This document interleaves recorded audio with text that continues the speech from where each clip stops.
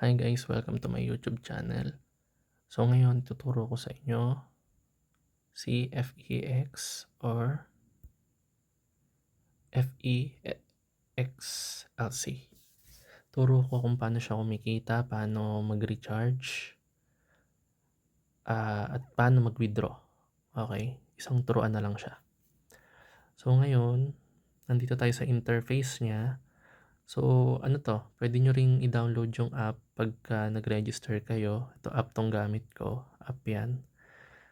So ngayon, paliwanag ko kung sino ang former na member ng Newman para siyang ganon, and presently sa Novopus para din siya pinagsama. Ganon din siya. So guys, ganito. Sa ano muna tayo? Sa recharge. Okay? Mamaya explain ko yung earnings niya. So sa recharge, pag-click nyo yan, recharge, may dalawa tayong network. So si BEP20, ito yung network NTRC20. Kayo bahala kung ano yung gusto nyo. Pero pag kasi BEP20, mas mababa yung transaction fee. So dito yan. Punta tayo sa Binance.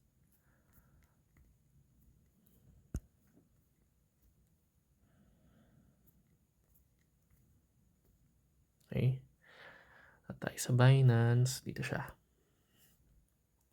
Spot. Diba? Halimbawa sa withdraw. USDT. So ito yun. So diba ito yung TRC20. Saan tayo? Tayo sa recharge. Ayan yun, yung TRC20 which is magkano 56.82 or $1. Sa USDT naman, pag nakita nyo, si BEP20 or BEP20, ano lang siya, magkano lang? To, 16 lang. So, mas okay, at mas okay kasi nga, 16 pesos or 0.29 US dollars lang. So, dito na kayo. So, kung BEP20, click nyo yan, tapos yung withdrawal address nito, okay? Make sure kung BEP20, wag kayo magkakamali. Halimbawa, BEP20 tas pinasok nyo sa TRC, sunog yung asset nyo na yan. So, copy nyo lang yan. Dapat make sure nandito yan Mahalagang nandito yan guys. So, ayan. Paste nyo lang dyan. So, yan. Tapos, yun nga, $10 ang pinaka-minimum natin, no? So, $10, diba? So, yun, $10. So, ganun. Tapos, make sure na may, pag $10 pasok ng 11 kasi yung sa fee. Pero yun nga, 0.29 lang pag BEP20, okay? So, yun, ganun lang siya kadali. So, ngayon, after nyan, kapag napasok nyo na, lilitaw yan dito, guys. Dito or dito na lang. Sa upper left corner ng phone nyo, dito, USDT balance. Yan siya lilitaw. So, ngayon, recharge, di ba tapos na tayo sa recharge, dito naman tayo sa withdrawal. Okay. Sa withdrawal, click nyo lang yan. So, dalawa rin siya. BEP20, TRC20. Ano ang kinagandahan ng BEP20? 1% lang yung fee. Okay. BEP20, 1%. Okay, percent yan. Yan. Sa TRC naman, 3%. So, BEP20 na lang kayo guys. So, ngayon, paano yung sa mga puro kasi TRC20 yung transaction natin pag mag-withdraw, no? Pag naman sa BEP20, ganun lang din guys. Halimbawa, di ba? Pagka deposit, spot, deposit, USDT, hanapin nyo lang yung ito, pinakauna. Smart Chain BEP20, yan lang.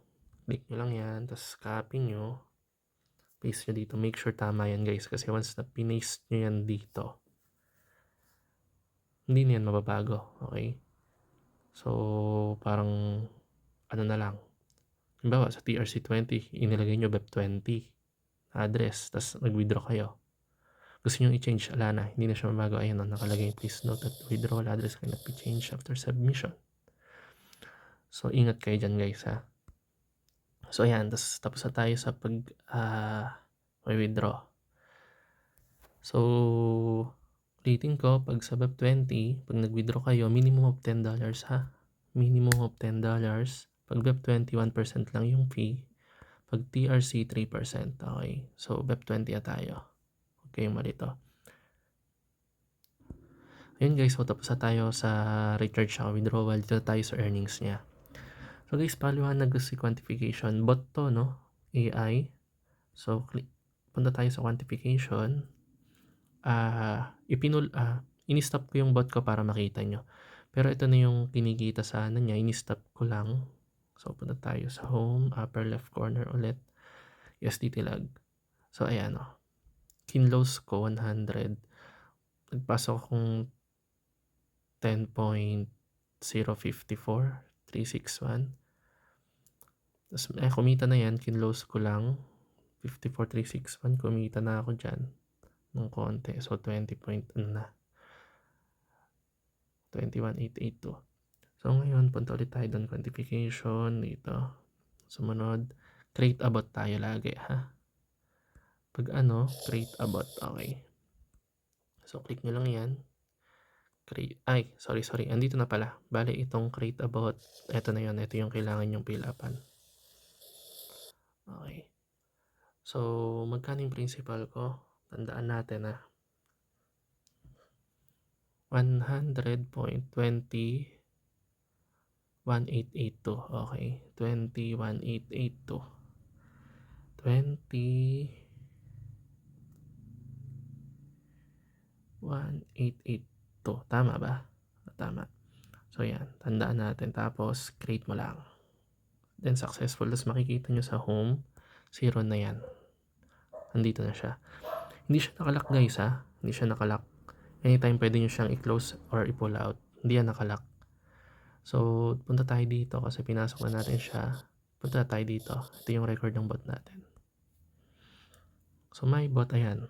So, naglaran na siya. Okay. Ngayon nakalagay dito, estimated earning from 1% to 3% yan ang pwede mong kitain sa 24 hours. Okay. Minimum is $10, maximum is $150. Okay. So, pwede kayong mag-create ng multiple bots pero wag na. Isang bot na lang kasi ganun din naman, mahihirapan lang kayo. So, andyan. Eto guys, every 20 minutes kumikita yung bot nyo. Hanggang ma-reach niya yung 3% or low kasi 1 to 3%. Okay. So, hindi siya compounding siya pero hindi siya automatic compounding na mapupunta yung profit nyo dito. Hindi. Okay? May gagawin kayo. Nasa sa inyo yung diskarte kung paano. So, halimbawa, nag-reflect yung kita nyo ng 20 minutes, pwede nyo siyang i-withdraw. I-withdraw nyo, hindi dito kasama yung withdraw tsaka recharge sa loob to. Halimbawa, meron na ditong current earnings, i-withdraw nyo lang yan. Okay? I-withdraw nyo, pagka-withdraw, parang may 3, sa withdrawal nyo, sa inside ng platform, may 3% pa rin. Okay? So, every withdraw nyo sa 3%, halimbawa, kinita nyo is 3% ng $100 times 0.03. So, $3. So, hihingan ka pa ni platform ng 0.09. So, minus 0.09. Yan yung mapupunta sa'yo. 2.91. Okay. So, maganda siya kasi lagi siyang may charge. Every kembot mo o every galaw mo, lagi siyang may charge. So, yun, kapag winidraw mo, hindi siya mapupunta dito. Okay? As is yung capital mo na yan. Dito siya mapupunta. Yan, dyan. Ngayon, suggestion ko, pwede mo siyang every 20 minutes, pwede mo siyang ilagay o i-compound ng sarili mo. Example, meron ka ng $3 dito or $2. Okay, gusto mo siyang i-add or ito yung sa 24 hours ha. Halimbawa, nag-reflect yung buong 24 hours mo, inipon mo hanggang mag 24 hours, nakita mo may $2 ka na, winidraw mo, napunta dito. So, So, gagawin mo, punta ka lang sa quantification ulit. Iko-close mo na siya. Okay? So, pindutin mo tong close. Ito, pindutin mo yan. Pagka-close mo, yung capital mo pupunta dito. Okay? Kasama nung earnings mo. So, pwede mo siyang ipasok ulit para mag-compound ng sarili. Pwede mo yung gawin ng every 24 hours or every 20 minutes. Nasa sayo. Guys, Lods ha? Nasa sayo. So, ngayon, tapos sana nagets nyo ba? So, tanong na lang kayo. Ilagay ko yung Telegram group. Tanong na lang kayo sa mga questions nyo. Ngayon, punta naman tayo sa may team. Ito. Sa team niya, ang commission nyo dito is yung kita ng invite nyo. Yun yung magiging commission nyo. Halimbawa, may invite kayo, nagpasok ng $100. Okay? $100. So, times 0.03. Kasi nga, di ba, may charge pag wini-withdraw nyo. Sabihin natin 2.9. 0. May 2.9 siyang kita. So, dito, yung team, saan ba yan? Ayan guys, yung team, ayan. So, sa level 1, 25%, 20%, 15%, 10%, and 5%. So, sa kita ng invite nyo, may 25% kayo. Okay? So, ito siya. So, sa 2.9 niya, nakita meron kang hati dyan 25. So, may 0.725 ka. Nadadagdag sa earnings mo. Per ano niya yan siguro per ano niya to. Per kita So, hindi ko pa kasi siya natatry. So, per kita siguro to. Per reflect ng 20 minutes, may kita ka rin. So, ganyan. Ganyan siya. So, nagets nyo. Basta sa kita ng invite nyo, dito papasok yung 25% sa level 1, 20% level 2, level 3, level 4, level 5. So, ganun siya, guys. So, yun. Anytime pwede nyo siyang i-close. Okay?